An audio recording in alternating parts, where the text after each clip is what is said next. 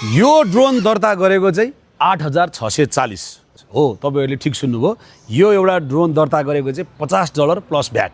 अब हामी गरिब देशका जनतालाई चाहिँ डलरमा पैसा लिनु चाहिँ मलाई खासै राम्रो हो जस्तो चाहिँ मलाई लागेन, किनभनेदेखि डलर त बढाइ गर्छ, त्यसैले पैसा बढाइ गर्छ।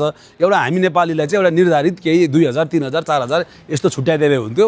म ड्रोन दर्ता गर्न जाँदाखेरि चाहिँ म अचम्म परे, 9,000 पैसा तिर्नु पर्दाखेरि दर्ता गरौँ कि नगरौँ भयो एकछिन हैन। त्यसलाई थाहा थिएन पैसा लाग्छ भनेर।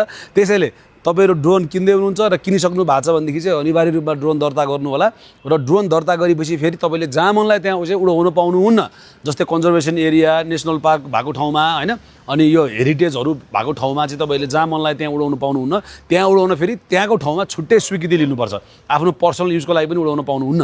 त्यसैले ड्रोन पनि किन्नुहुन्छ, दर्ता पनि गर्नुहुन्छ, जहाँ मनलाई त्यहाँ उडाउन पनि पाउनु हुँदैन भनेपछि चाहिँ तपाईहरुले ड्रोन किन्दा एकदम विचार गरेर किन्नु होला। हतारमा बच्चाको खेलौना जसरी नकिन्नु होला। अहिले चाहिँ मैले के गरेको छु भनेदेखि यो ड्रोन घरमा खेलौना जस्तो यता कोठाबाट उता कोठा, उता कोठाबाट यता कोठा बच्चाहरुसँग खेल्ने, एकछिन गर्मी भयो भनेदेखि फ्यान चला जस्तो माथिको राखेर फ्यान चलाउने काम गरिरहेको छु। त्यसैले गाइज ड्रोन किन्नुभन्दा अगाडि चाहिँ 10 पल्ट सोचेर बल्ल विचार गरेर किन्नु होला है त ल। Thank you.